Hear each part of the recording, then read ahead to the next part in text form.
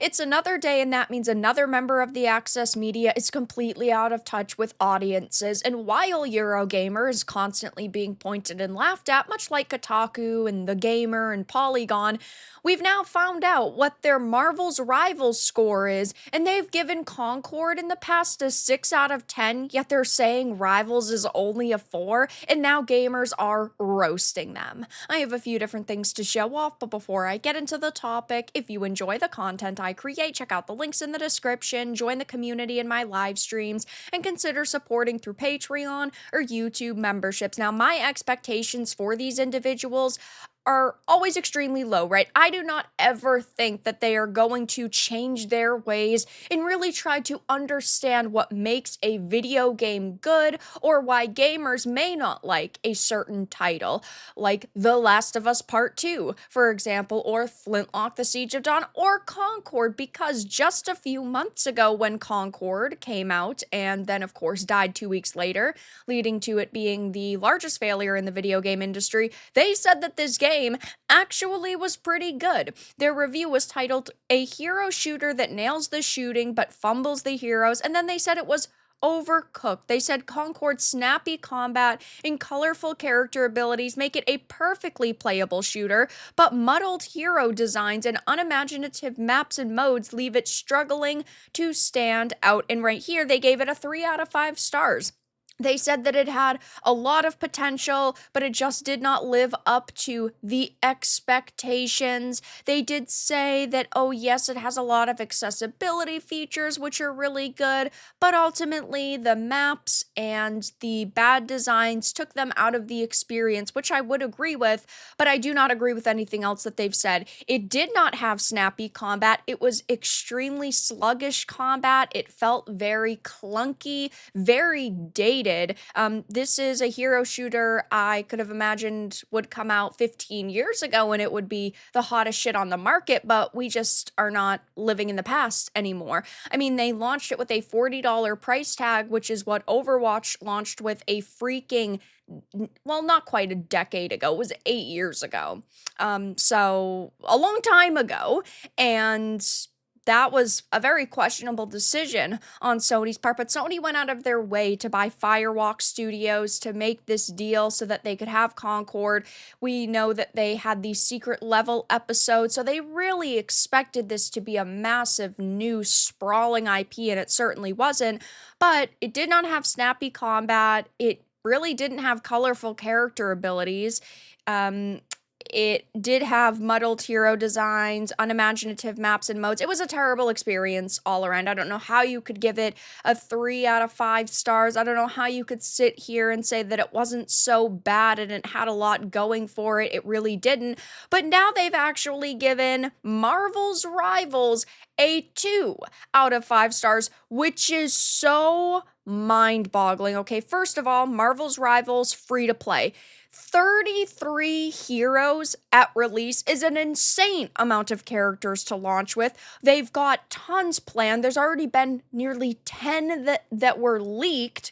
So never mind the ones that were not leaked that are a little bit farther out. It started with a bunch of maps.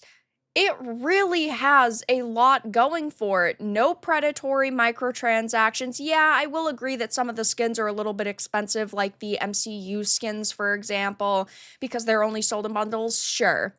But you don't have to buy those, and all of the characters were instantly unlocked for everybody, so you don't even have to buy anything up front. That is worthy of praise. You also have a massive variety of different types of characters, from the vanguards to the strategists. Really cool.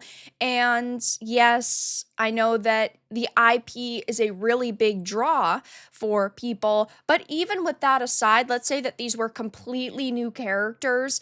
The game runs extremely well. There have been almost no server problems that I've heard about, and we're talking about millions and millions of people playing this title. Over 20 million have already signed up. It does have snappy combat. It is very fun, and it really just seems like this individual is salty that they're not that good at video games. This is the type of title that you praise in an industry where predatory microtransactions are the norm, you need to praise the games that give you an abundance of content upfront, and that's not what they're doing. Now, of course, the player numbers just speak for themselves, and these are only the player numbers on Steam, never mind console. Concord's all-time peak, when it officially launched again, died 2 weeks later, 697 people. I don't think I really need to give any commentary here. And then you have Marvel's Rivals. The all-time peak was at release 18 days ago.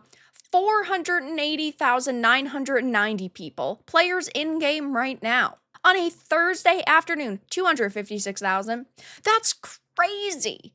We are talking about tons of gamers who are giving this a shot and who are enjoying it. And they did say that there was about 20 million signups, and that was a couple of days ago now, so we don't have any updated statistics. But it's very clear that Marvel's Rivals is significantly better than Concord. It really just seems like the media is, at this point, coping and seething because they were furious only 2 weeks ago when the Marvel's Rivals director came out and said that Concord offered gamers nothing. They did not, well, Firewalk did not give people a unique experience with Concord. So it seems like the mainstream media is maybe a little bit bothered by this, and they're trying to shill for Sony. Not that I could ever imagine doing that because Sony's such a awful fucking company. But Legacy Killa HD had made this thread talking about this, and people are roasting EuroGamer, and they wonder why nobody takes them seriously. Fake gamer journalists, probably because Rivals is too complicated for them. As somebody who plays video games on this channel all the time, I've played over 35 games on this channel just in 2024. It really bothers me to see people do this time and time again because there are so many, we'll just say for argument's sake, normies out there who will go to these websites and take what they're saying seriously. And sure, these two reviews are not written by the same people, but it's still the same outlet, meaning both of these individuals still represent EuroGamer, and I do think it's important to call out this bullshit. Let's be honest, 95% of the people hating on Concord didn't play it. Hey, I played it. I live streamed it. I live streamed 6 hours of the game and I fucking hated it. I thought it was extremely boring, extremely bland, and for $40 and 8 years worth of development, yeah, it should have released in a way better state. And at the end of the day, sure, there were a lot of people that were talking about it on social media that didn't play it, but that's just because it wasn't worth playing.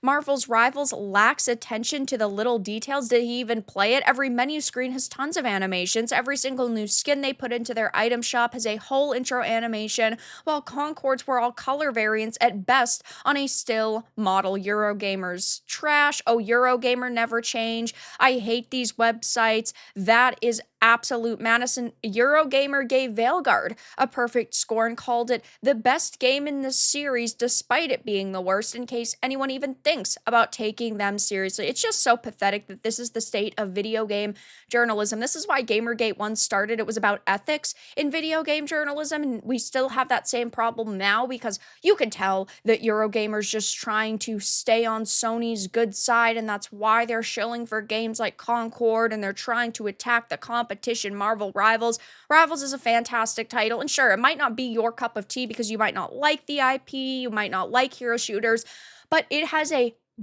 very, very distinct level of quality that we just don't see in a lot of games anymore. So I will be keeping my eye on this to see if gamers continue to roast EuroGamer. I bet they will, but EuroGamer deserves all of the backlash they're facing now. But that's all that I really had to discuss in this video. Let everyone know your thoughts in the comments below. If you enjoyed this, give it a like, and if you didn't, give it a dislike. I appreciate your support either way, but I'll talk to you all again in the next video really soon.